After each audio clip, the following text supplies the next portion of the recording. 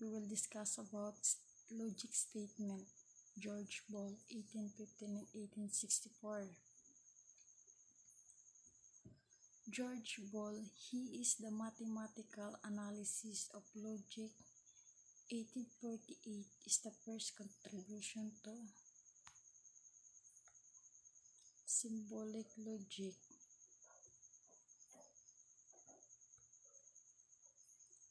Every language contains different types of sentence such as statement, question, and commands.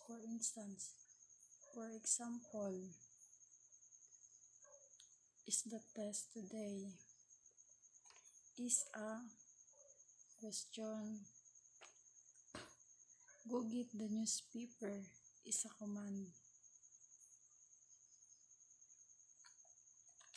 This is a nice car is an opinion. Denver is the capital of Colorado is a statement of fact. The symbolic that Ball was instrument in creating applies only to sentences or statements.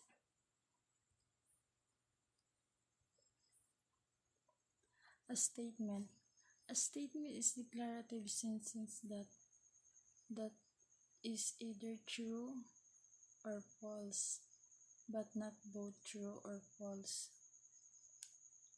Example, James is a basketball player is a statement. B. Do you like this OOTD outfit? It is a question that asking for someone or anything. C. 5 squared plus 2 is a prime number. D. X plus 5 equals 5 is a value of number. Solution. A. James is one of the 10th great basketball player in the court. So this sentence is a statement. The sentence, do you like this OOTD outfit, is a question. It is not declarative since this is not a statement. You may not know the numbers of members of an entire team. 5 squared plus 2 is a prime number. However, you do know that it is a whole number larger than 1. So it is either a prime number, or not a prime number. The sentence is either true or false, but it's not both true and false, so it is a statement. X plus 1 equals 5 is a value statement. It is known as an open statement. It is true for X equals 4. And it's false for any other value of X. For any given value of X, it is true or false, but not both.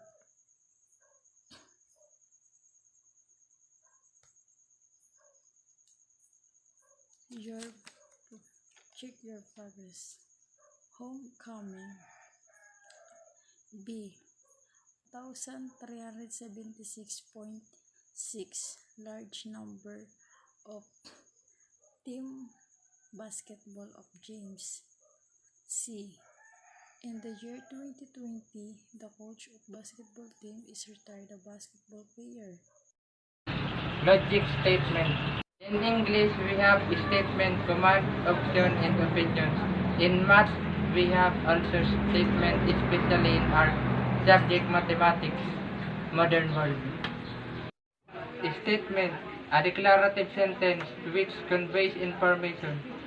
Nagbibigay ito ng informasyon para matawag na statement ang isang salita.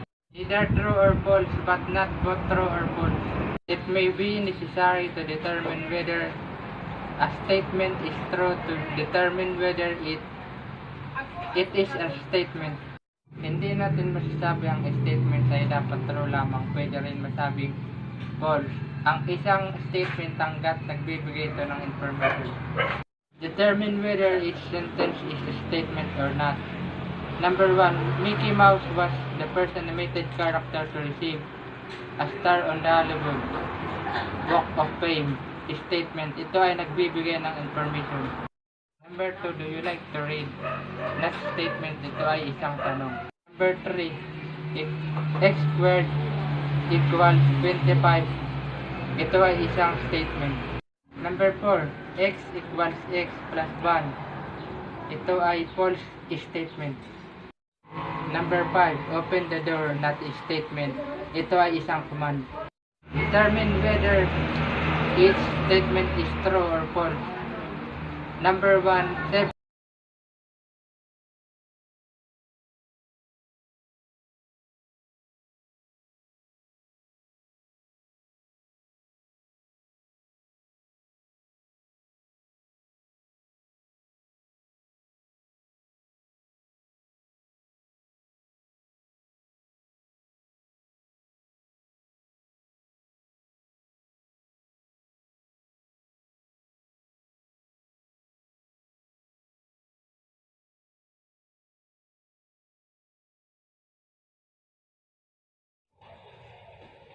In this topic, we will discuss about logic statement. George Ball. George Ball was born in 1815 in Lincoln, England. He was raised in poverty, but he was very industrious and had learned Latin and Greek by the age of 12. Later, he mastered German, French, and Italian. His first profession at the young age of 16 was that of an assistant school teacher. At the age of 20, he started his own school. In 1849, Ball was appointed the chairperson of mathematics at Queen's College in Cork, Ireland. Many of Ball's mathematical ideas, such as Boolean algebra, have application in the areas of computer programming and the design of electronic circuits. One of the first mathematicians to make a serious study of symbolic logic was Gottfried Wilhelm Leibniz, 1646 to 1716. Leibniz tried to advance the study of logic from a merely philosophical subject to a formal mathematical subject. Leibniz never completely achieved this goal. However, several mathematicians such as Augustus de Morgan 1806 to 1871 and George Ball 1815 to 1864 contribute to the advancement of symbolic logic as a mathematical discipline. Ball published the mathematical analysis of logic in 1848. In 1854, he published more extensive work, an investigation of the laws of thought. Concerning this document, the mathematician Bertrand Russell states, pure mathematics was discovered by Ball in a work which is called the laws of thoughts. Every language contains different types of sentences, such as statements, questions, and commands. For instance, example, is the test today? Is a question. Go get the newspaper is a command. This is a nice car is an opinion. Denver is a capital of Colorado is a statement of fact. The symbolic that Ball was instrumental in creating applies only to sentences that are statements as defined below. Example, identify statements. A. Florida is a state in the United States. It is a statement. B. How are you? Is a question. C. 9 raised to 9 plus 2 is a prime number. D. X plus 1 is equals to 5 is a value of number. Solution. First, Florida is one of the 50 states in the United States. So, this sentence is true and it is a statement. Second, the sentence, how are you, It is a question. It is not a declarative sentence, thus it is not a statement. Third, you may not know whether 9 raised to 9 plus 2 is a prime number. However, you do know that it is a whole number, larger than 1. So, it is either a prime number or it is not a prime number. The sentence is either true or it is a false, and it is not both true and false. So, it is a statement. Fourth, x plus 1 is equals to 5. It is a statement. It is known as an open statement. It is true for x is equals to 4, and it is false for any other value of x. For any given value of x, it is true or false but not both. Determine whether each sentence is a statement. A. Open the door. B. 755 is a large number. C. In the year 2024, the President of the United States will be a woman. D. X greater than 3.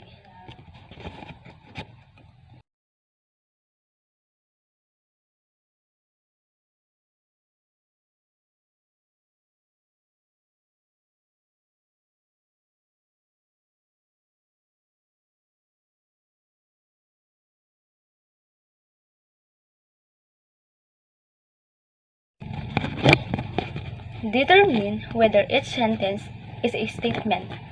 A. Open the door. B. 755 is a large number. C. In the year 2024, the President of the United States will be a woman. D. X greater than 3. Good day. I will be discussing simple statement and compound statement. Simple statement and compound statement. What is the simple and compound statement? So, compound statement. So, actually, yung meaning niya is same lang din sa meaning ng English. So, simple conveys a single ideas. So, ito. And then, sa compound naman is conveys two or more ideas. So, simple statement conveys a single idea or isa lang yung idea na pinag-uusapan nila. And dito naman sa compound statements, conveys two or more ideas. So, dalawa yung pinag-uusapan nila or more than two na ideas. And then, example, I will attend the meeting. So, simple statement na siya. Dito naman sa letter B, I will attend the meeting or I will go to school is a compound statement. I will attend the meeting and I will go to school is simple statement. Pinagdugtong lang sila ng or na word. Kaya siya naging compound statement. So, next example is this statement. So, ang tawag sa nito, table na to is logical connectives. So, ang type of statement natin is this one. For example, in this given, we have P, walang P, nakalimutan, and Q. As our statement or propositions, so pag sinabing negation, kunwari, yung ninegate natin is P. So, ang symbol niya is ito, pa-wave. Wave siya. Pag binasa natin tong symbol na to is magiging not. So, yung magiging statement na dito is not P. Ito, not P. Kapag naman, sinabing negation of Q, is parehas lang din yung magiging statement nila. Magiging not Q. So now, ito namang conjunction. Ang symbol niya is itong parang bahay na to. So up siya. And yung magkukonek naman na word between these two proposition is itong and. Itong and na to.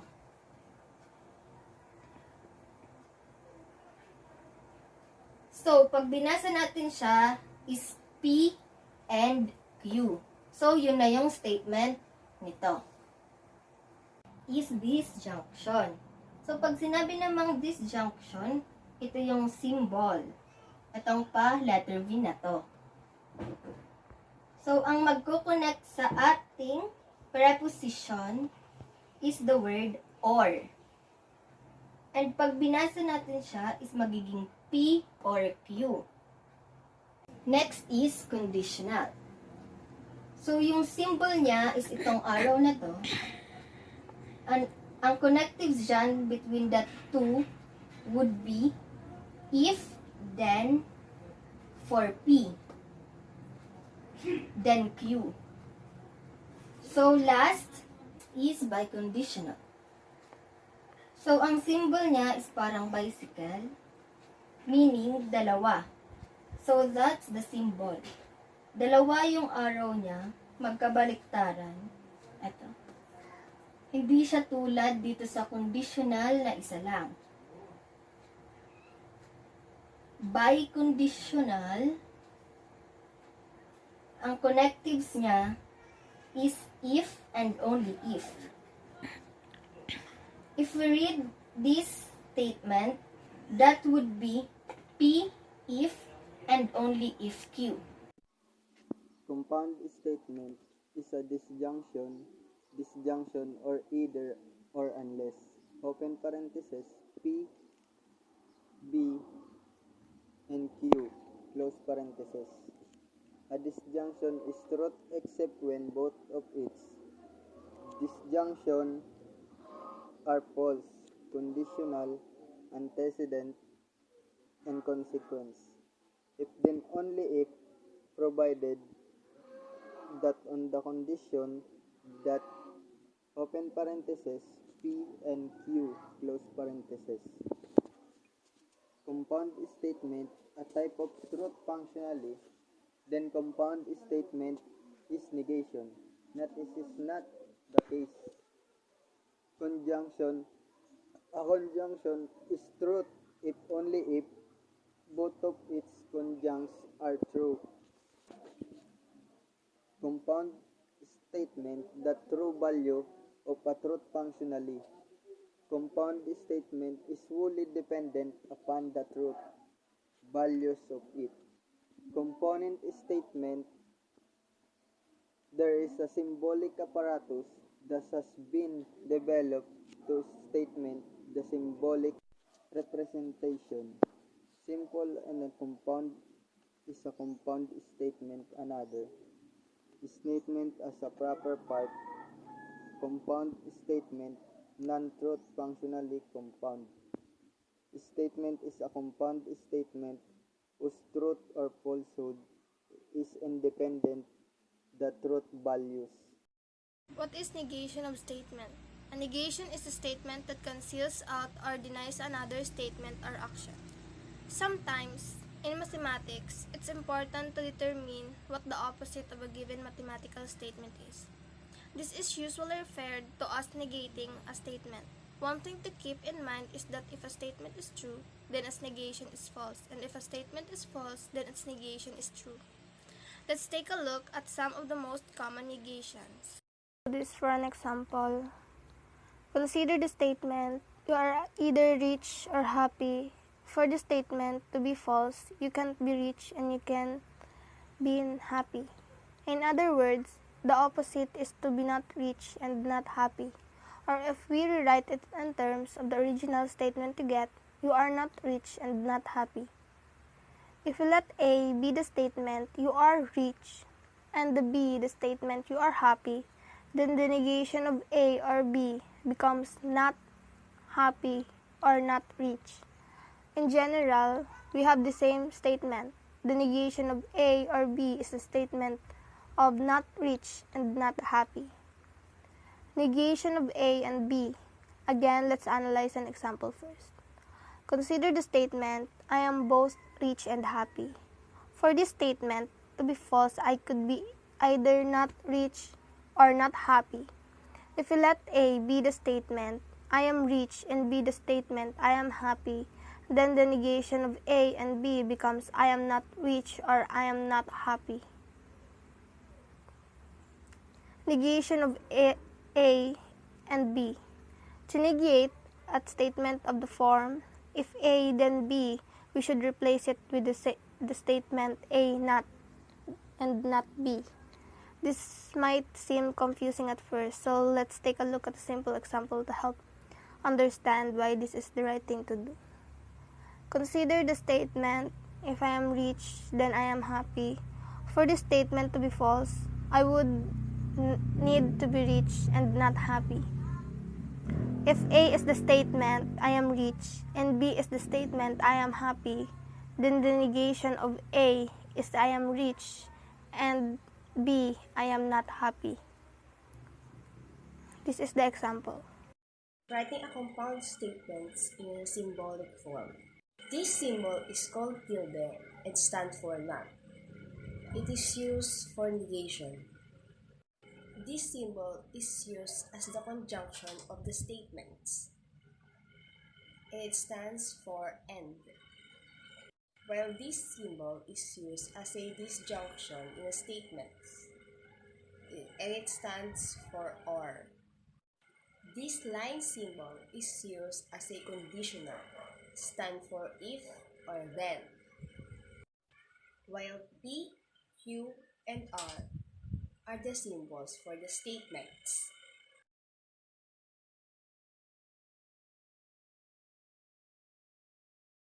In this topic, I'll show you example on how to write a compound statement in symbolic form to be successful here. And need to know this operation, these symbols, and they are listed in order of their precedence, starting with question number 1. We're asked, write each compound statement in symbolic form using Boolean operators shown above. In the first statement, we have the art show was enjoyable, but the room was hot. So, this is a compound statement consisting of two parts. The art show was enjoyable and room was hot. They're connected with the conjugation, but now I know that this word is not listed in this list.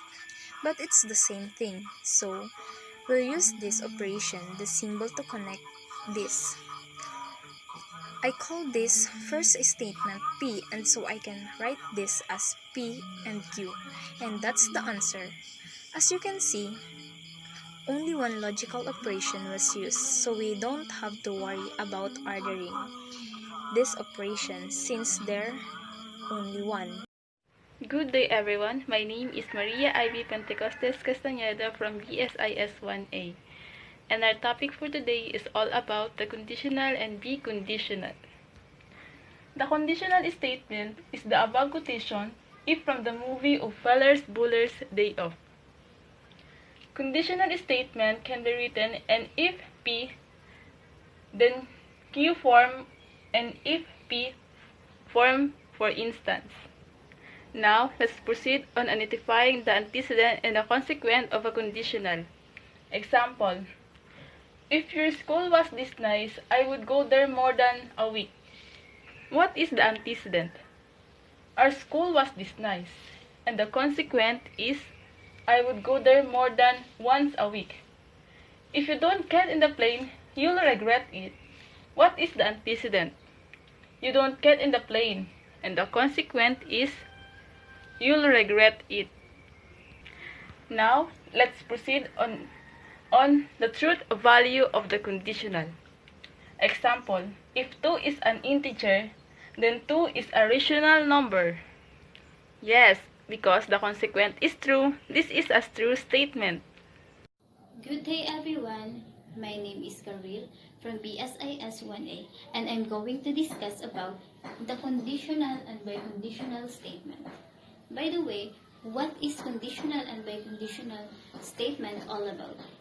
A bi-conditional statement is a statement combine a conditional statement with its converse. So, one conditional is true if and only if the other is true as well, It often uses the words if and only if, or the shorthand if. It uses the double arrow to remind you that the conditional must be both directions. An equivalent form of the conditional use conditional statement to control the flow of the program.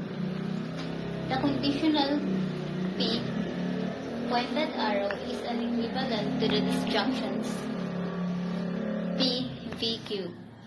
An equivalent form of the conditional P pointed arrow Q. The notation of the conditional, because P pointed arrow equals P, V, Q, is an equivalent form of open parenthesis P pointed arrow Q by one of the Morgan's law that can be expressed as the conjunction. The biconditional, the statement open P pointed arrow Q close parenthesis open parenthesis Q pointed arrow closed is called biconditional.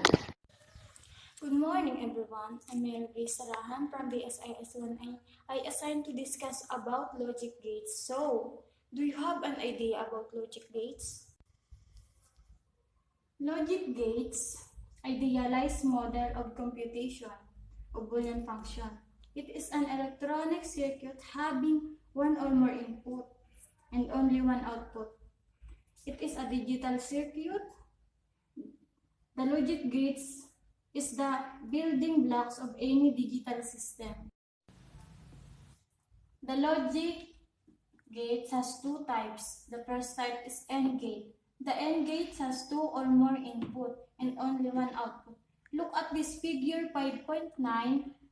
First letter input A is 1100. Second letter input B is 1010. To get the output, we will going to multiply it. In input A, number are 1100. So we will going to write first the 0 which is in the right. Because this is binary, let's multiply the A and B. 0 times 0 is equals to 0. 0 times 1 is equals to 0. 0 times 1 times 0 is equals to 0. 1 times 1 is equals to 1. The second type of logic gate is OR gate. The OR gate has two or more input and only one output. The first input letter A is 1100. The second input letter B is 1010. To get the output, we're going to get the sum. And the letter A to B in this table, we will write first in input. In input, A is the number which is 0 because this is the binary. We will going to add this. 0 plus 0 is equals to 0. 0 plus 1 is equals to 1. 1 plus 0 is equals to 1. 1 plus 1 is equals to 0. And classmate, please bear in mind, if the input is low, the output will be low. And if the input is high, the output is high. Thank you.